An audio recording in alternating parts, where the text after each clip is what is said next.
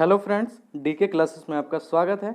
आज है 13 सितंबर 2020 और 13 सितंबर 2020 के करंट अफेयर्स के जितने भी मोस्ट इंपॉर्टेंट क्वेश्चंस होंगे सारे इस वीडियो में डिस्कस करेंगे और क्वेश्चन से रिलेटेड जितने भी इंपॉर्टेंट फैक्ट होंगे मैं उसको बताऊंगा, तो वीडियो बहुत ध्यान से देखिएगा। तो चलिए स्टार्ट करते हैं। हाल ही में विश्व प्राथमिक उपचार दिवस कब मनाया गया है? तो विश्व प्राथमिक उपचार दिवस जो है वो 12 सितंबर को मनाया गया है। तो इस क्वेश्चन का ऑप्शन नंबर बी सही है। ये प्राथमिक उपचार दिवस मनाते क्यों हैं? तो चोटों और जीवन को रक्षा देने के लिए, यानी कि चोटों से बचाने के लिए और जीवन को बचाने के लिए यह प्राथमिक उपचार दिवस के रूप में मनाया जाता है 12 सितंबर को। ठीक है, तो इस क्वेश्चन का ऑप्शन नंबर जो है वो बी सही था। तो फिर नेक्स्ट क्वेश्चन की ओर चलते हैं। हाल ही में कौन सी भारतीय कंपनी दुनिया की 40वीं सबसे मूल्यवान कंपनी बन गई है? तो रिलायंस इंडस्ट्री ये भारतीय कंपनी है और ये दुनिया की 40वीं सबसे मूल्यवान कंपनी बन गई है। तो इस क्वेश्चन का ऑप्शन नंबर जो है वो सी सही है।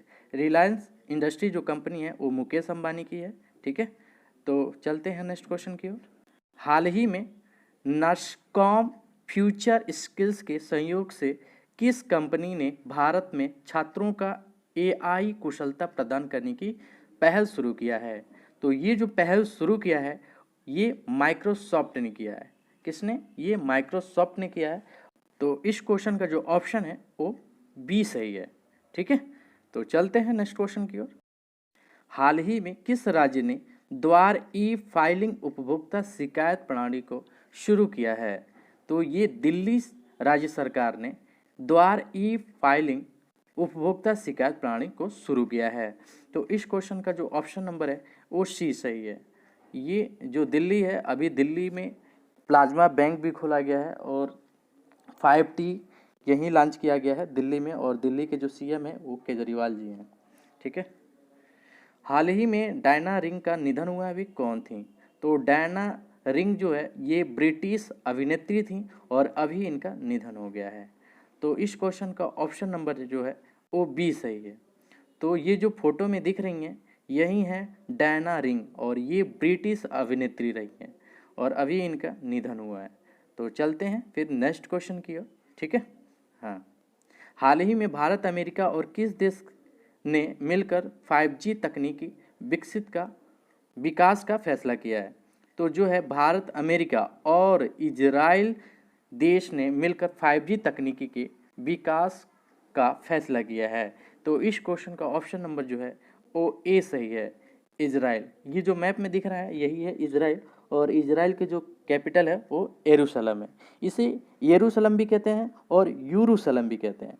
तो इसे इस क्वेश्चन से आपको इतनी जानकारी मिलती है। तो चलते हैं नेक्स्ट क्वेश्चन की ओर। हाल ही में एरो इंडिया 21 का 13वां संस्करण कहाँ आयोजित किया जाएगा? तो जो एरो इंडिया 21 का जो 13वां संस्करण है वो दिल्ली में किया जाएगा। तो इस क्वेश्चन का ऑप्शन नंबर जो है वो ए सही है, यानी कि नई दिल्ली। चलते हैं नेक्स्ट क्वेश्चन की ओर। हाल ही में किस राज्य सरकार ने भारत का सबसे बड़ा पिंजरी मिशन लॉन्च किया है? तो ये मेघालय राज्य सरकार ने भारत का सबसे बड़ा पिंजरी मिशन लॉन्च किया है। तो इस क्वेश्चन का ऑप्शन नंबर बी सही है। बात है मेघालय का, तो मेघालय के जो कैपिटल है वो शिलांग है और यहाँ के जो सीएम है कोनराड कांगकल संगमा है और यहाँ के जो गवर्नर हैं वो तथागत राय जी हैं। तो मेघालय में शुरू हुआ है कौन सा? पिंजरी मिशन। तो मेघालय में पिंजरी मिशन जो चालू हुआ है, ये पिंजरी मिशन होता क्या है? तो ये जो सूअर होते हैं उनका ये मीट होता है और ये बाहर यानी कि विदेशों में सप्लाई होते हैं। तो ये ही लॉन्च किया पिंजरी मिशन में।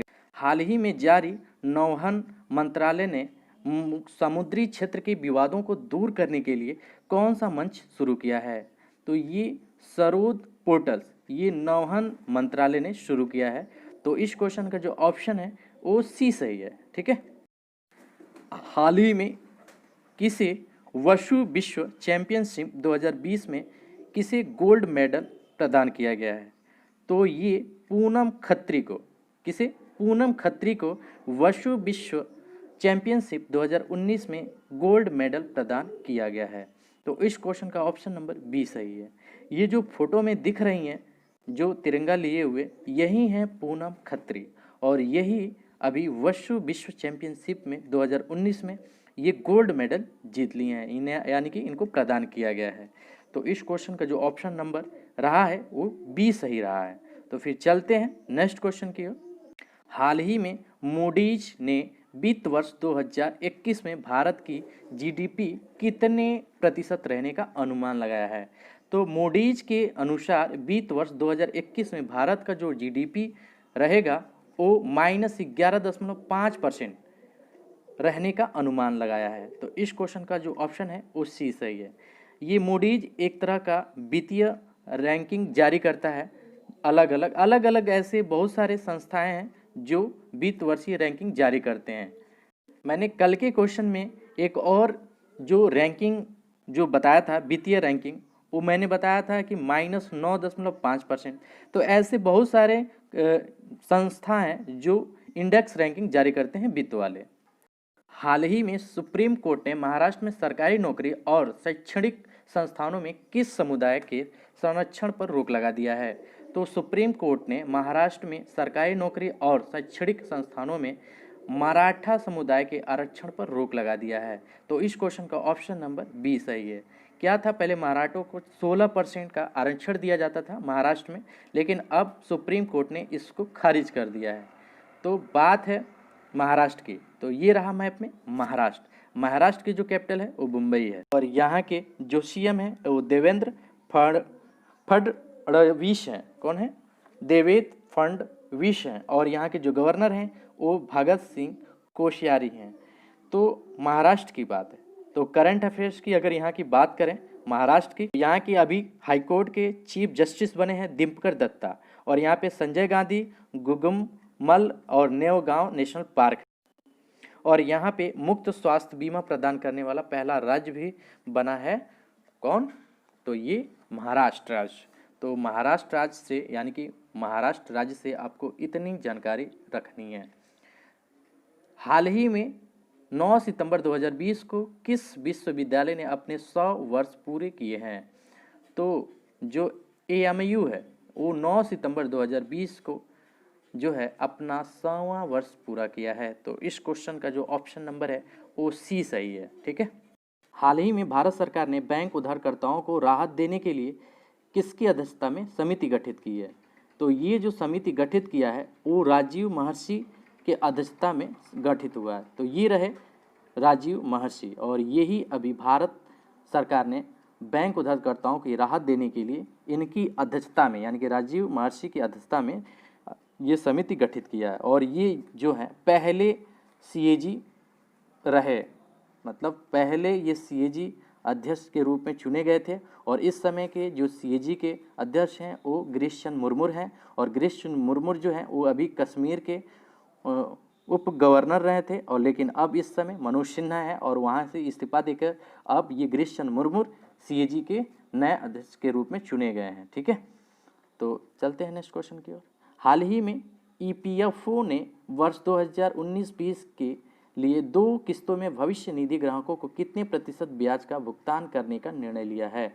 तो ये जो निर्णय लिया है वो 8.50% का जो ब्याज का भुगतान करने का निर्णय लिया है। को किसके द्वारा? EPFO ने 2019 और 20 के लिए, और वो भी 2 किस्तों में से चुकाया जाएगा। तो इस क्वेश्चन का ऑप्शन नंबर सी सही है। ठीक है। तो करंट अफेयर्स का यह सेशन मेरा यहीं समाप्त होता है। यह वीडियो आपको कैसा लगा कमेंट करके ज़रूर बताएं। यदि यह वीडियो आपको अच्छा लगा हो तो अपने स्टडी ग्रुप, अपने दोस्तों और परिचितों के साथ शेयर ज़रूर करें। ठीक है। तो फिर कल मिलते हैं, तब तक के लिए जय हिंद जय भारत।